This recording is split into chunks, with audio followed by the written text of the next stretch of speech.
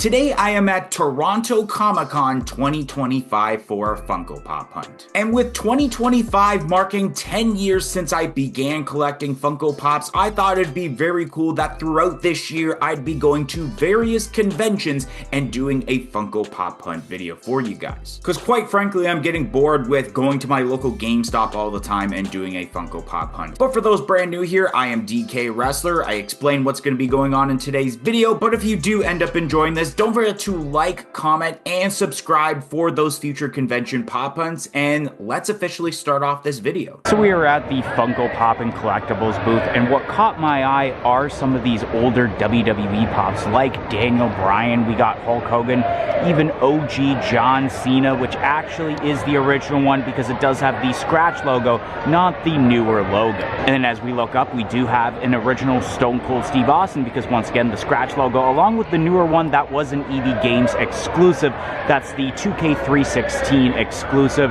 OG Triple H, we got the DX Triple H, that's EB Games exclusive, and then a New York Comic Con Zack Ryder. And then of course a reoccurring set of pops you guys will likely see throughout this video being anime pops, which there are a lot of exclusives, and there are chases, Dragon Ball Z, and of course Yu-Gi-Oh, which I do collect, but it looks like all of these pops that I'm noticing, including the New York Comic Con exclusive Mystical Elf, I do have in the collection. Magician's Valkyria, Magician of Black Chaos, three of the Karibos, one of them being the Winged Karibo, and then we got ourselves a couple of these ones, and here's the Harpy Lady, but I don't actually have the chase. And speaking of the chase, there it is actually, right there. So if I really wanted to get the chase, here it is. Show off some of these older Sonic the Hedgehog pops, like the classic Flock Sonic, there's Super Sonic, and then there's also the San Diego Comic-Con 2022 exclusive first appearance Supersonic. I remember this pop being super expensive at one point. I mean, it still is pretty expensive with the price point right there, but being a vaulted pop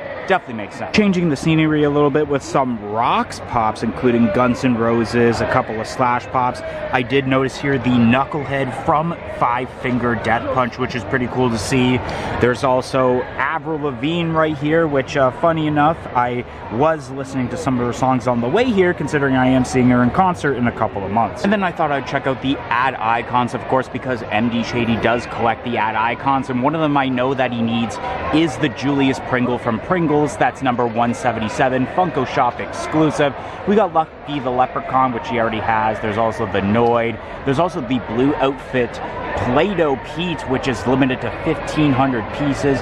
There's also Baby Nut, and then there's also a few others like the Cosmic Crunch, the Cosmic Captain Crunch that's up there, John LaFoot. There's quite a bit that MD doesn't have that this booth actually does have. And then just as I was leaving here, I did notice some Grail sets of pops as I turned the corner. We got Big Trouble in Little China, some of the Big Lebowski pops, some OG Big Bang Theory, Breaking Bad with the Heisenberg, which I actually do have, the 100 right there, which is absolutely fire. We got some Back to the Future pops, including that fun exclusive Marty McFly. That is one of the only ones I still need in order to complete the set. Beetlejuice, some more Big Bang Theory, and then over here I did notice some more Breaking Bad pops with Saul Goodman, Walter White. What else do we have here? Mr. Narwhal, which is absolutely awesome. And we also do have some of the OG Friends pops here. Moving on to the next booth, I noticed some of these pops kind of caged off a little bit. A lot of games for the most part, like Digimon, which I mean, this is for the animation lineup, but it is also a card game, which, man, it's been so long since I've seen Digimon. We also got Diablo pops.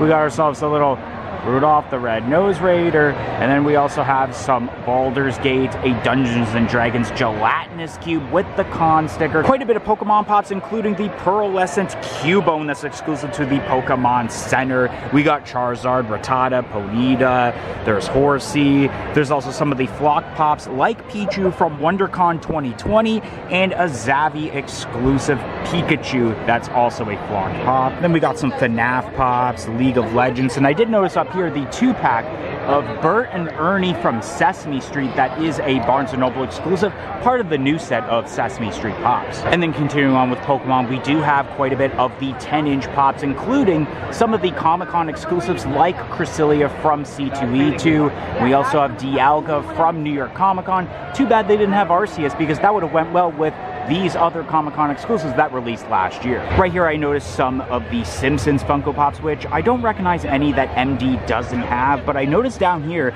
a couple of graily type pops like the Vegan Police 2-pack from San Diego Comic-Con 2019, along with the HMV exclusive Sam and Dean from Supernatural, which there is a new set of Supernatural pops coming down the pipeline, so you never know, this might actually go up in price because of that new set. But something that really intrigued me is the pop minis of Snow White and the Evil Queen. I don't even remember if I've ever actually seen the pop minis in person, so this is pretty interesting. I know that they did do a Toy Story one, I believe, of Buzz and Woody back in the day, so it is really cool to actually see one of these in person. So we are at the booth of the Funko Red Dot liquidation sale, and basically a lot of pops that if they have a red dot, it's 3 for $40. So example, like this Wonder Woman, we got Diablo from Suicide Squad, there's also Diana Prince, that would be eligible for the 3 for $40. But there's also some other pops like this Batman, which I don't think is a part of it, but is really cool to see. The first pop obviously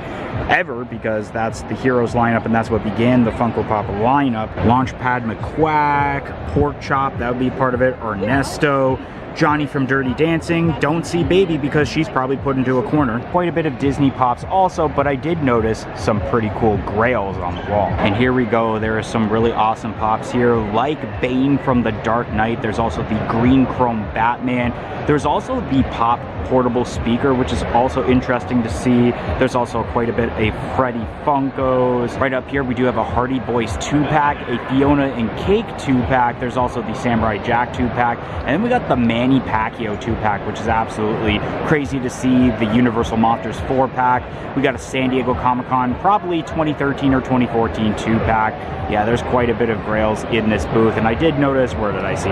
Right down there, you can see a couple of NFT pops, and there's also some of the OG Wizard of Oz pops here.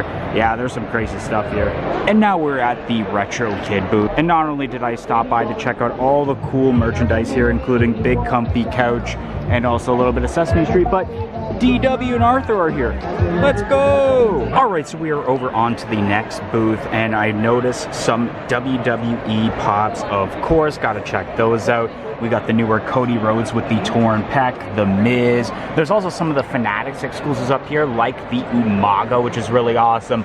The newer Hollywood Hulk Hogan. The Hurricane, that's a Target exclusive. We got ourselves the newer John Cena, which is actually the first time that I'm seeing this in person. We also got the final boss. It's going to be Bloodline Rules Rock. Right here, we do have a section of autographed pops, various anime autographed pops, which is really awesome to see. We got Dobby, that's a New York Comic-Con exclusive that is autographed. That's really awesome. We got Satoru Gojo with that San Diego Comic-Con official sticker, and that's the same with the sugar, or the scented sugar pop. I was going to say the sugar scented pop with the con sticker.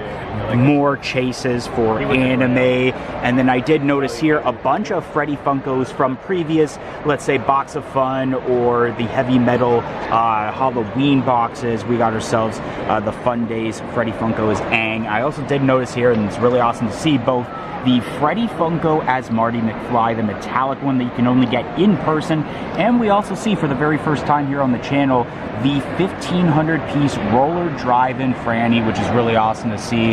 Got some more harder to find pops, including Dr. Manhattan from Watchmen, which I haven't seen in a very long time. And there's various more grails like the Doctor Doom, that is a Fugitive Toys exclusive. There's the Con sticker Kylo Ren and the Batman Who Laughs. And I did notice quite a bit of NFT pops like the Freddy Funko's Pennywise, Ivan Ooze, Freddy Funko's Popeye. We also have the Steven Universe one that I always think it's actually Steven Universe as Freddy Funko for the most part. Burning Pack, which I do have. There's also the Balloon Proto, some of the Space Jam pops, along with some of the newer Transformers pops. And we actually do have, at first I thought it was the Grail, but it is one of the legendaries for Funkoween Series 1. More Transformers, and even the King Starscream, that was the Grail of that set. And then I do notice here a Funko Special 2 for $30 for anything that is retail price or below. We got Toxie from the Toxic Avenger. I did notice some of the like trading cards, I think they're called, the pop trading cards of various basketball players. We got the magazine covers for Hulk Hogan, some comic covers. I did notice here some of the bigger size pops for various different licensors. And I also also did notice right here the movie posters, which are on for a pretty decent price. I believe these are actually lower than retail for the Pop movie posters, which is pretty cool. Various 10-inch pops, including the Blacklight Galactus with Silver Surfer. Today I wanted to give a shout out to Sentinel 107, and the reason I'm giving them a shout out is because they signed up for our YouTube channel membership, which only cost $1.99 a month. Which not only do you get a shout out on every single video, but you also get a bunch of other perks like using custom emojis in the comments, and more importantly, early access to every videos and shorts that we do on this channel. So definitely consider joining our YouTube channel membership. It'll be greatly appreciated and will help out this channel tremendously, especially because of how expensive these videos can be to do for you guys. So definitely consider, but nonetheless, let's continue on with this video. Alright, so we are at the Labyrinth booth, and I noticed a lot of Teenage Mutant Ninja Turtles, whether it be from the comics, including the black and white chases right there, or the newer set. As we look down, we got some Despicable Me and BTS pops, and then when we go down more, there's quite a bit of Disney pops, including some of those original Finding Dory and Finding Nemo pops. Did notice actually a chase of He-Man for the Funko Fusion game, where he's all purple because he's basically Eddified, and the price $69. Nice. And then right here we do have some of the newer Sonic the Hedgehog pops, but below it are the Digimon pops, which I believe we've seen these two already, but I don't think we checked out the OG set with Agumon, Tai, and Matt, which is really awesome to see. I know that Agumon is one that's very hard to find. And of course, yet again, we do see some Yu-Gi-Oh pops, but it looks like it's all pops that I do have in my collection already. Alright, so another booth we have here, which is right across from the Daredevil Born Again station, where you get to like spray paint a bunch of stuff. We got some Naruto, there's some One Piece, and then over here though we do have an array of different items like Stranger Things with the Chase 11, some Harry Potter pops including the New York Comic-Con exclusive Neville Longbottom. We got some Seinfeld, the Chase variant of Jim Helper, which I do have in the collection already, Stanley Hudson, which I also have. There is another Chase 11 just chilling right there. Then we got some various Marvel pops, including a couple of chases. Going down here, we do have some more anime with Yu-Gi-Oh! With the Silent Swordsman, which I do have. We got the Summon Skull, and then here is another Chase Harpy Lady, which I wonder what the price is on this, because I may have to get this since I still need this for the collection. Then we got some Hello Kitty and Kuromi stuff down in this row, along with a couple of flocked Pokemon.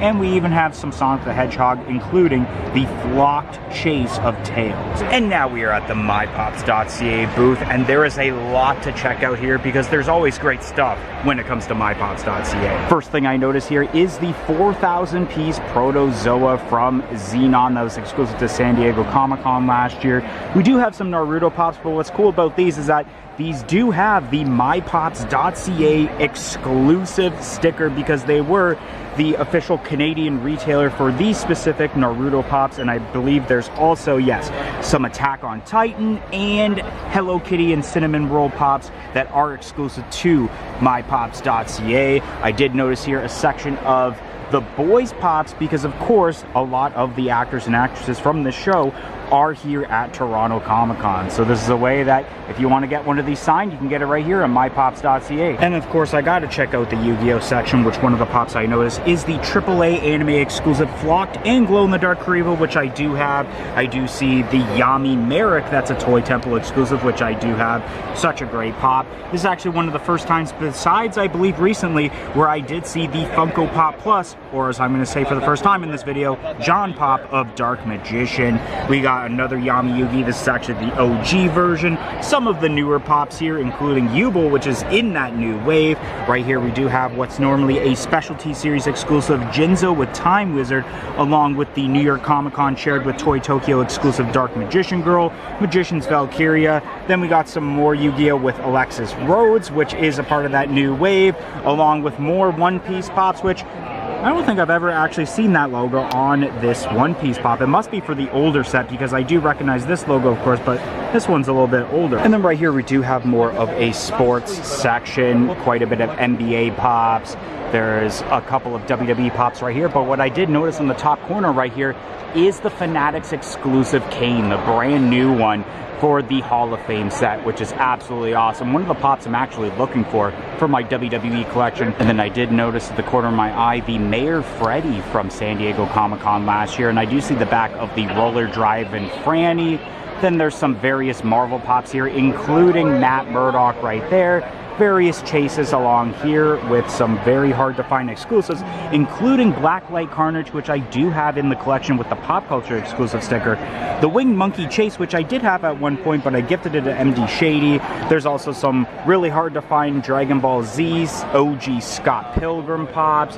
There's some of the older Shrek pops. And then I did notice down here some of the Harry Potter NFT pops from the recent set. Some other NFT pops like Superman and the Patrick Hockstetter from It. But what's really staring me in the eye right now is a pop that I've been looking for quite a while, being the 3,000 piece Diamond Collection Buzz Lightyear from Toy Story 4, which is a part of the Pop and Bag bundle with Loungefly, which I'm very heavily debating on getting this because who knows how many pops I'm actually picking up today. And then right here we do have some harder to find pops like that Franny Funko that I talked about just a bit ago that I couldn't see from the front side. And we do have a Pizzeria Proto that was also exclusive to San Diego Comic-Con, along with the Roller Driving Franny and the Mayor Freddy.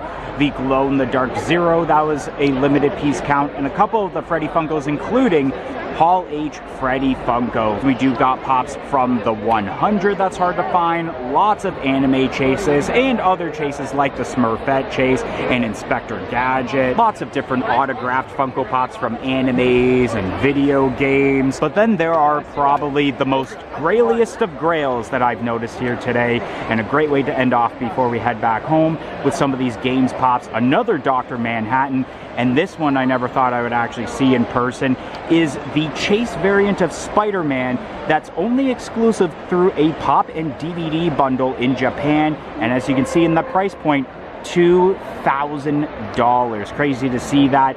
The Goldie Roger that was exclusive to last year's Funko Fun Days, and there's also the Ace Ventura, which is a really hard to find pop, and also some of those really old Halo pops right here with the different Spartan Warriors. We are now home from Toronto Comic-Con 2025, and I had an absolute blast. And in case you wanted to know, yes, I actually did take a photo with Arthur and DW while I was there, which you guys would have saw posted on our Instagram page at MDK Collects if you haven't followed yet. But nonetheless, I did obtain one item, and that's mostly because a lot of these vendors were really overcharging on Funko Pops, and there was only one pop that I noticed that I needed for my collection that was actually reasonably priced. And the pop I ended up obtaining was the Chase variant of the Harpy Lady, which you guys saw multiple times at multiple different booths throughout the video. I got this for 60 Canadian when it goes for around 70 to 80 shipped on eBay, so I thought I got a pretty decent deal out of it,